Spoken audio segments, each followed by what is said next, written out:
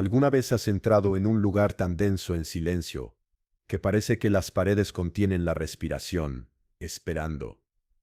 Ese silencio tiene una forma, un sabor, como a hierro y polvo viejo. Y una vez que lo sientes, nunca lo olvidas. Llevo 9 meses con esto dentro, 9 meses intentando explicarlo, intentando dormir sin ver el techo del sótano en mis sueños, sin oír esos sonidos que nadie debería oír jamás. Pero la verdad es que ya no duermo. En realidad, no. Desde Millbrook. Me llamo David Reed. Llevo más de 12 años trabajando como limpiador forense. He fregado escenas de asesinatos en suelos de cocina, desprendido sangre seca de alfombras de moteles y blanqueado paredes, donde la gente pasó desapercibida durante semanas. He limpiado lo que la mayoría de la gente ni siquiera puede ver en una fotografía, y durante todo ese proceso, pensé que había construido una especie de armadura, que nada podría atravesar. Me equivocaba. Este trabajo, mi caso más perturbador, me destrozó. No fue solo lo que vi, fue lo que sentí. La forma en que la oscuridad de ese lugar te envolvía, no con rabia, sino con intención. No se suponía que fuera nada especial. Solo otro trabajo. Una propiedad antigua que se preparaba para la reventa. Una funeraria, cerrada tras un escándalo. Me dijeron que necesitaba una limpieza a fondo antes de poder salir al mercado. Lo que no me dijeron fue que el sótano no se había tocado desde el día en que se llevaron a Kevin Whitmore esposado. No me dijeron que el edificio había estado frío mucho antes de ser abandonado, que guardaba cosas. No me hablaron de la habitación que nadie abrió, pero yo sí. Y si al final de esta historia sigues escuchando, quizás entiendas por qué no debería haberlo hecho. Era una mañana gris de octubre, cuando vi por primera vez el lugar, la funeraria Whitmore Sons, en Elm Street. Ese tipo de edificio por el que probablemente hayas pasado cientos de veces sin darte cuenta. Majestuoso. Tranquilo. La pintura se estaba descascarando en algunos lugares, pero la estructura era sólida. De estilo victoriano antiguo. Ventanas arqueadas. Barandillas de hierro forjado.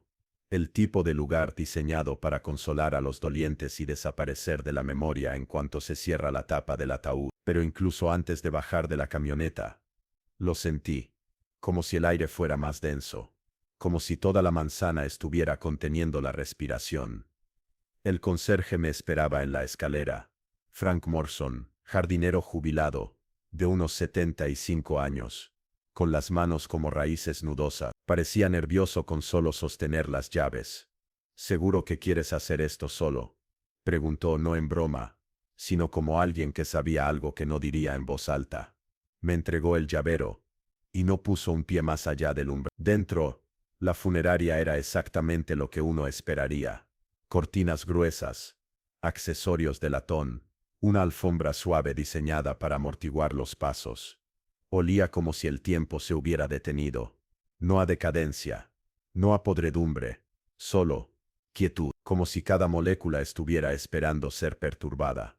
Recorrí habitación por habitación, sala de exposición, sala de velatorio, oficinas de embalsamamiento, tomando notas para el trabajo. Pero cuanto más profundizaba, más se intensificaba el silencio, como si no estuviera vacío, como si estuviera lleno de cosas que se mantenían perfectamente quietas. El verdadero trabajo estaba abajo, en el sótano. Ahí estaban las salas de preparación, mesas de acero, desagües en el suelo, estantes con productos químicos sellados. Todo estaba exactamente igual que hacía 6 meses, cuando cerraron el lugar. Nadie lo había limpiado. Nadie lo había tocado. Había 3 salas de preparación, pero la última, la puerta del fondo del pasillo, esa era diferente, más pesada, como si las propias bisagras se resistieran a abrirse. Recuerdo haber pensado, esto es solo una habitación, es solo una habitación como todas las demás. Aprendí, muy pronto, que no lo era. Siempre he creído que los muertos no molestan a los vivos, que lo que la gente llama embrujado suele ser solo negligencia y mal aislamiento. Pero también confío en mi instinto, y el mío empezó a dar vueltas en cuanto puse un pie en ese sótano. La temperatura bajó en cuanto crucé el umbral, No me refiero a un poco frío, me refiero a un frío que se me notaba en el aliento. Un frío que me calaba los huesos. Y no era el aire acondicionado. Esos aparatos llevaban meses sin funcionar. Lo comprobé. El aire estaba quieto, pesado, sin corrientes de aire, solo frío. Lo atribuí al hormigón viejo y a la mala ventilación, y seguí adelante. Las 2 primeras salas de preparación eran lo que esperaba. Clínicas, sombrías, pero manejables. Manchas, fluidos secos, herramientas sobrantes que deberían haber sido registradas y retiradas. Nada que no hubiera visto antes. Pero la tercera habitación, la de la puerta deformada, me hizo dudar. Me quedé allí un rato, con la mano en el pomo, el corazón latiéndome como si estuviera a punto de interrumpir algo. Fue entonces cuando lo oí. Un suave crujido desde dentro. No muy fuerte, lo justo para dejarme paralizada. Abrí la puerta de todos modos. Se resistió, solo un poco, y luego cedió. La habitación de dentro estaba más limpia que las demás. Extrañamente así, como si alguien la hubiera revisado con precisión obsesiva. Pero estaba mal. Demasiado limpia, excepto el suelo. Había manchas en los azulejos que claramente habían sido fregadas, pero no habían desaparecido.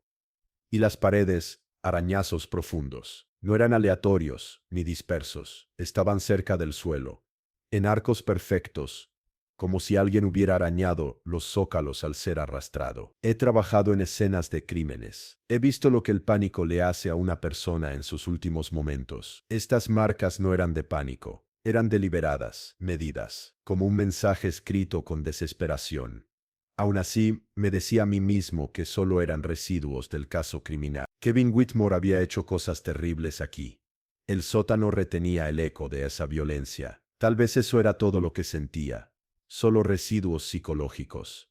Pero las cosas no terminaron ahí. Unas 2 horas después de empezar la limpieza, empecé a recibir llamadas a mi teléfono de un número bloqueado. Ninguna voz, solo estática, siempre exactamente a la misma hora, 17 minutos después de la hora. Intenté contestar, silencio. Intenté dejar que sonara, siempre volvía, exactamente, 60 minutos después. Dejé de limpiar y salí a tomar aire. Fue entonces cuando noté algo que no debería haber sido posible. En la misma habitación, sala de preparación 3, la luz estaba encendida. No había encendido ninguna luz en el sótano. Habían cortado la electricidad cuando declararon el edificio en ruinas. Revisé el panel yo mismo, y sin embargo allí estaba, un tenue resplandor filtrándose por debajo de la puerta, parpadeando como la luz de una vela. Bajé sigilosamente apenas respirando, pero cuando volví a abrir la puerta, nada, solo oscuridad, solo ese olor de nuevo, a metal, moho y algo más. Demasiado tenue para nombrarlo, pero tan intenso que me hacía lagrimear. No dormí esa noche. Me quedé tumbado en la cama del motel, escuchando el sonido de un teléfono vibrando en mi mente cada 60 minutos. Como si intentara recordarme algo. Me dije a mí mismo que era estrés. No lo creía. Se suponía que no debía mirar. Para eso estaban las reglas. Mantener la cabeza baja, seguir el protocolo, hacer tu trabajo y dejar el pasado donde pertenece, bajo lonas de plástico y vapores de lejía. Pero algo en esa habitación, algo en lo que vi, o quizá en lo que sentí, me impedía olvidarlo. Todo empezó el segundo día de limpieza. La familia había pedido discreción, pero también minuciosidad. Así que lo revisé todo, habitación por habitación, cajón por cajón. Fue en la sala de embalsamamiento, detrás de un panel falso en un armario de suministros, donde encontré la primera pista. Era una carpeta, sin etiquetar, polvorienta y tan escondida, que debía de haber sido colocada allí deliberadamente. Dentro había fotografías, no fotos forenses, fotos personales, de víctimas, lo descubriría más tarde, tomadas no en los momentos posteriores a la muerte, sino antes. Algunas estaban amordazadas, otras parecían drogadas, algunas miraban directamente a la cámara. Sus ojos me atormentaban. Al principio, me dije que solo eran pruebas que la policía había pasado por alto, pero no tenía sentido. Eran demasiadas páginas y páginas de notas manuscritas, códigos extraños, símbolos que no reconocía. En una página solo había un nombre, repetido una y otra vez. Mallory King, Mallory King, Mallory King. Esa noche no pude dormir. Saqué mi portátil y empecé a investigar. Informes oficiales, noticias, documentos judiciales. Cuanto más avanzaba, más cosas no cuadraban. Kevin Whitmore había sido condenado por 3 asesinatos, pero encontré menciones de al menos 7 personas desaparecidas, que fueron vistas por última vez a pocas cuadras de la funeraria. Nunca se presentaron cargos, nunca se estableció ninguna conexión, excepto una mujer llamada Mallory King, 22 años, abandonó la universidad, alejada de su familia, desaparecida en 2016. Había una nota en su expediente, apenas una nota a pie de página, que indicaba que su última ubicación conocida había sido un centro de terapia, el mismo edificio donde Kevin Whitmore había alquilado una oficina, bajo otra, y lo más inquietante, sus iniciales estaban en una de las etiquetas de joyería que encontré en su escritorio. Me quedé mirando esa carpeta durante horas, intentando comprender en qué me había metido. Esto ya no era una simple limpieza, era una escena del crimen que nunca se había cerrado correctamente, y alguien se había esforzado para que siguiera así. Llamé a Margaret Kelderman a la mañana siguiente. La abogada. No le conté lo que había encontrado, solo pregunté si alguien más había estado en el edificio desde que la policía terminó su investigación. Dudó antes de responder. Solo uno, un hombre llamado Gregory Holt. Era un consultor privado contratado por la familia. Dijo que necesitaba recuperar unos documentos confidenciales. Cuando le pedí un número para contactarlo, guardó silencio un buen rato. Luego, con cautela: eso no será posible. Falleció el mes pasado, un accidente de coche. Y así, otro nombre se desvaneció en la oscuridad. Algo en ese lugar no quería ser encontrado. Algo más profundo que Kevin Whitmore, más profundo que los cuerpos en las paredes. Debería haberme detenido. Debería haber empacado mis cosas y marcharme. Pero no pude, porque algo me decía que la historia de Mallory aún no había terminado, y la mía tampoco. Al tercer día ya no era limpiadora. Era una intrusa en un espacio que no me quería allí. Una intrusa que desprendía capas, no solo de suciedad, sino también de recuerdos, de secretismo. El aire en ese edificio había cambiado. Ya no se sentía solo frío. Se sentía vigilante. Empecé a notar pequeñas inconsistencias. Papeles en la oficina que habían sido movidos después de archivarlos. Bolsas de basura que había sellado, sin tocar, ahora parcialmente abiertas como si alguien o algo las hubiera estado revolviendo. Dejé de cerrar la puerta del sótano tras de mí, no porque lo olvidara, porque cada mañana ya estaba abierta. Necesitaba respuestas, respuestas reales. Fui al archivo histórico de la ciudad. El lugar estaba silencioso. Solo se oía el zumbido de las luces fluorescentes y el roce de papeles quebradizos. Allí encontré los planos de la funeraria, que databan de la década de 1000, y entonces lo vi. Se suponía que había una cuarta habitación en el sótano, sin etiqueta. Ninguna puerta aparecía en el plano actual. Solo un vacío entre la cámara frigorífica y el muro de los cimientos. Volví esa tarde, linterna en mano, recorriendo la pared detrás de la sala de preparación, y allí estaba, una leve costura en el revestimiento. Golpeé hueco, empujé, resistencia, pero no estaba cerrada, solo pesada, como si no se hubiera abierto en décadas. La abrí con una palanca. La habitación de al lado no estaba terminada como las demás. Hormigón visto, húmeda, sin ventanas, sin luces. El suelo estaba ligeramente hundido en el centro, como si se hubiera asentado de otra manera, y en medio de ese desnivel, había algo que aún puedo ver al cerrar los ojos. Una silla, solo una silla, estructura de acero, oxidada, atornillada al suelo. Correas de cuero colgaban de los brazos y las patas, y a su alrededor, grabados en el suelo, símbolos.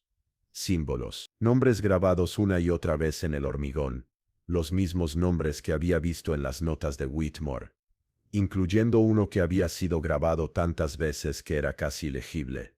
Mallory King. Retrocedí lentamente, con el corazón latiéndome con fuerza. Cada instinto me gritaba que me fuera y no volviera jamás. Pero ya había ido demasiado lejos. No se trataba solo de cadáveres. Ni siquiera se trataba solo de asesinatos. Algo más había sucedido en esa habitación, y seguía sucediendo. No volví a casa esa noche. No podía.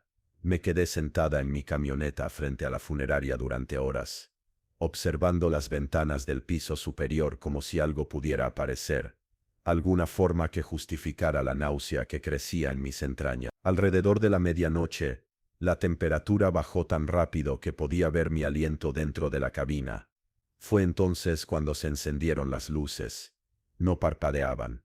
No eran tenues, brillantes. Todas las luces del edificio, todas a la vez, como si alguien hubiera accionado los interruptores, solo que había visto con mis propios ojos que el panel estaba completamente cortado. Salí con el corazón en la garganta, y fue entonces cuando una figura en la ventana de la sala de preparación, allí de pie, perfectamente quieto, observando. Entré. No sé por qué. Tal vez fue locura, o culpa, o cualquier retorcido sentido del deber que se hubiera arraigado en mí. La puerta principal estaba sin llave, por supuesto, y dentro, las luces seguían brillando de forma antinatural. Ningún zumbido de electricidad, solo luz y silencio. Bajé las escaleras, cada paso resonando como si perteneciera a otra persona. Cuando llegué al pasillo, la luz bajo la puerta de la sala 3 se filtraba como si estuviera viva. La empujé para abrirla. Vacía. Pero la silla, la de la sala oculta, estaba ahora en el centro del suelo. No la moví. Juro que no. Las correas estaban desabrochadas, balanceándose suavemente, y algo estaba grabado en el asiento. No estaba rayado. No estaba escrito. Estaba quemado. Decía: te recuerdo. Corrí. No fingiré que no lo hice. Salí disparada de aquel edificio como si me persiguieran los muertos. De vuelta en el motel, me derrumbé. Hacía años que no lloraba, pero lloré como una niña, con las manos temblorosas, el olor de aquella habitación aún en la nariz. Azufre, sangre vieja y algo floral, como a lirios marchitos. A las 3:01 mi siete. Omar, sonó mi teléfono. Número bloqueado. Igual que antes. Contesté. Esta vez, no hubo estática. No hubo silencio. Solo una palabra. Un susurro. Frágil y cercano. Ayuda. Me destrozó. Porque reconocí la voz. Lo había oído una vez, en un interrogatorio policial años atrás. Un fragmento grabado de un caso sin resolver. Era Mallory King, y ahora, de alguna manera, hablaba desde un lugar del que ninguna voz debería provenir. Y no tuve más remedio que responder. No podía dejarlo pasar. No podía dejar la voz de Mallory en la estática. Necesitaba saber qué había pasado. No solo con ella, sino con todo, porque ahora lo entendía. No estaba sola. Volví a los archivos, esta vez con un nuevo enfoque. No en Whitmore en sí, sino en la propiedad del edificio. Las empresas que lo cedían como una reliquia maldita. Fue entonces cuando lo encontré. Una antigua sociedad de responsabilidad limitada que una vez alquiló la propiedad con otro nombre. Servicios Guide. Recordé ese nombre. Estaba garabateado en los márgenes del cuaderno de Whitmore, junto a fechas y horas. Siempre entre la 1 a.m. y las 3:30 a.m., siempre con iniciales al lado. Pensé que eran víctimas. Me equivocaba. Eran clientes. Gideon Services no era una empresa real, era una fachada utilizada por una red secreta de individuos, adinerados que pagaban por rituales, espectáculos y ofrendas. Lo que Whitmore había estado haciendo en esa habitación no era solo un asesinato, era teatro, sacrificio, pagado por gente con demasiado poder y sin conciencia. El pueblo nunca lo investigó a fondo, porque no quisieron, porque algunos de ellos estaban involucrados, y me di cuenta de que había hablado con uno, Frank Morrison, el antiguo conserje que me dio las llaves. No solo había sido jardinero, había sido el testigo original en el juicio de Whitmore, pero su testimonio había sido inconcluyente. Eso decían los archivos. Pero encontré algo más, un informe del incidente, nunca presentado, simplemente deslizado en el reverso de un sobre. Frank fue quien encontró la habitación oculta, quien llamó a la policía, y luego se retractó. Fui a verlo. Parecía más pequeño, como si la verdad lo hubiera estado agobiando durante décadas. Le conté lo que había encontrado, los símbolos, la silla, el nombre. No lo negó. No indagues más, hijo, dijo. Los que pagaron ese espectáculo no paran solo porque Whitmore se haya ido. Entonces me miró de verdad y me hizo una pregunta que nunca olvidaré. ¿Tú también la oíste? Asentí. Me devolvió el saludo. Entonces ya ha sido demasiado lejos. Me entregó una caja de debajo de su cama. Cintas, fotografías, recibos, nombres. Era todo, todo lo que habían hecho. Susurró al irme. Haz lo que yo no pude. Termínalo. No supe a qué se refería en ese momento, pero pronto lo sabría. Regresé a la funeraria la noche siguiente, no para limpiar, no para correr, para terminarlo. Llevé la caja de Frank conmigo, su evidencia, su carga. Pensé que si podía confrontar la habitación con la verdad, con los nombres, con la verdadera historia, tal vez podría acabar con lo que la retenía allí. Pero el edificio había cambiado. Las paredes parecían más cercanas.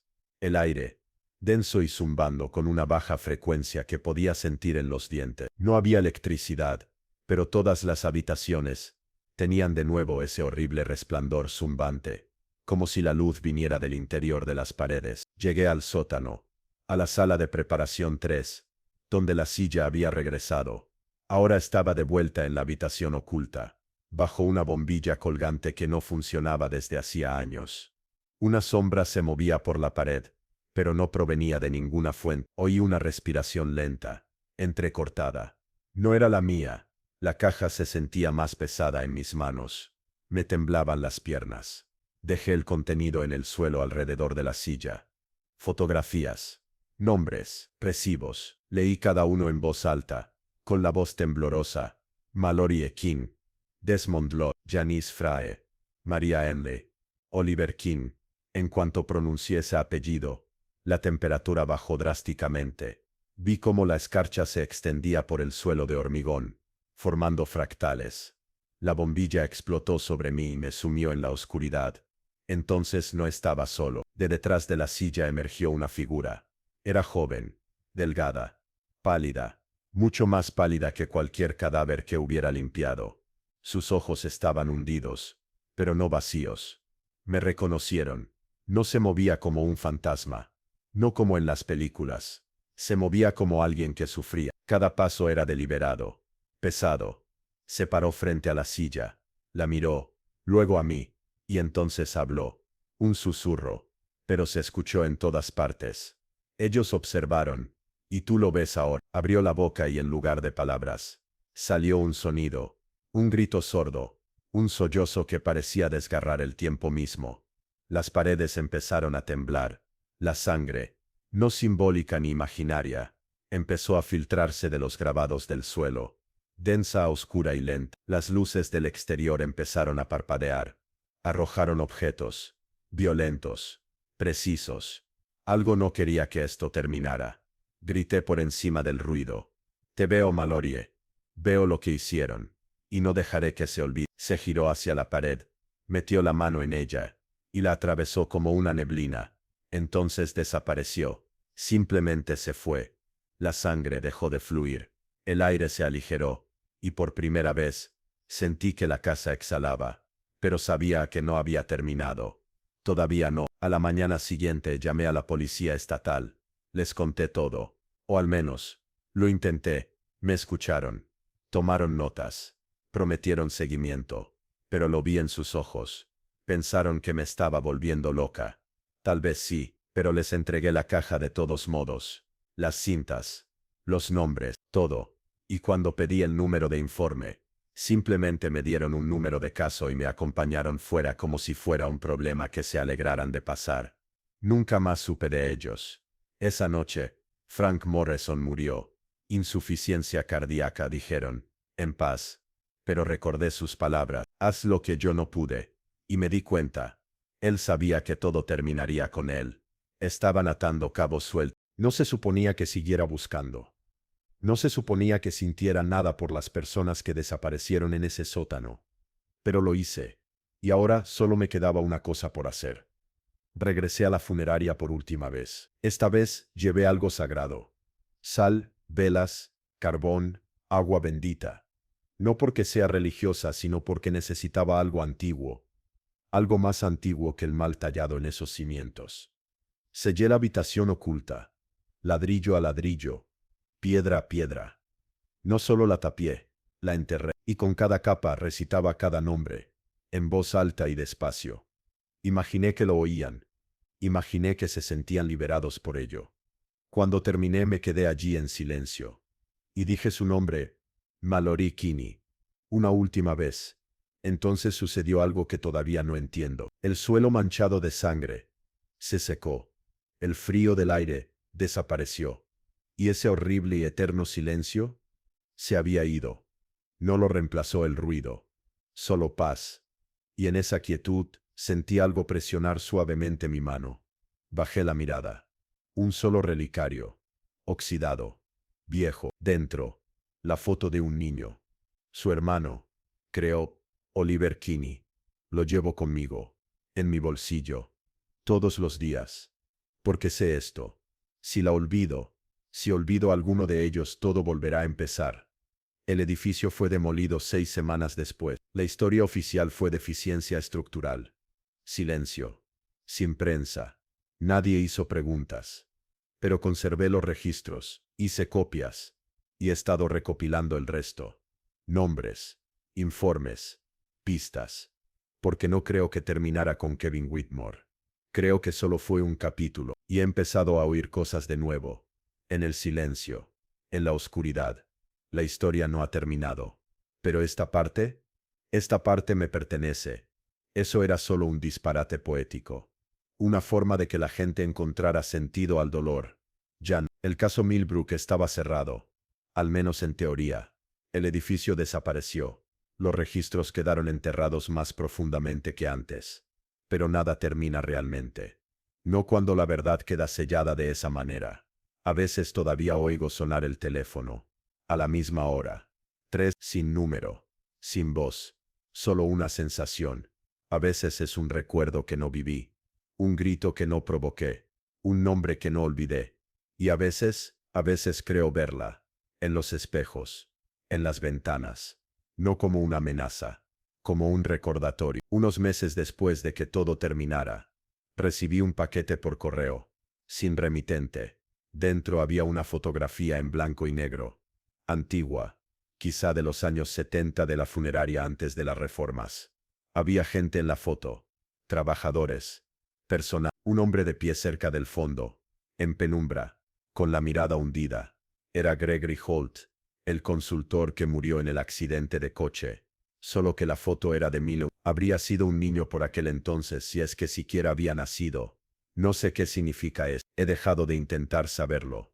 Pero no he dejado de observar. Porque ahora entiendo. No se trataba de un solo hombre. Ni siquiera de las víctimas. Se trataba del silencio. Y de cómo el mal sobrevive en él. Cada vez que un pueblo hace la vista gorda. Cada vez que un caso se enfría. Cada vez que alguien como yo sigue órdenes y no hace demasiadas preguntas. Crece. Por eso cuento esto ahora. No por lástima. Ni siquiera por justicia, sino porque lo único que mata lo que vivió en esa habitación es la luz. Y el recuerdo. Sigo limpiando para ganarme la vida. Sigo usando los guantes. Sigo limpiando la sangre. Pero ahora llevo algo conmigo que la lejía no puede borrar. El peso de lo que vi. El precio de lo que aprendí. Y el relicario en mi bolsillo. Frío contra mi piel. La ayudé a encontrar la paz. Pero ahora tengo sueños que no son míos. A veces me despierto susurrando nombres que nunca he oído. Y cada noche me pregunto, ¿y si no es la única que sigue esperando ser vista?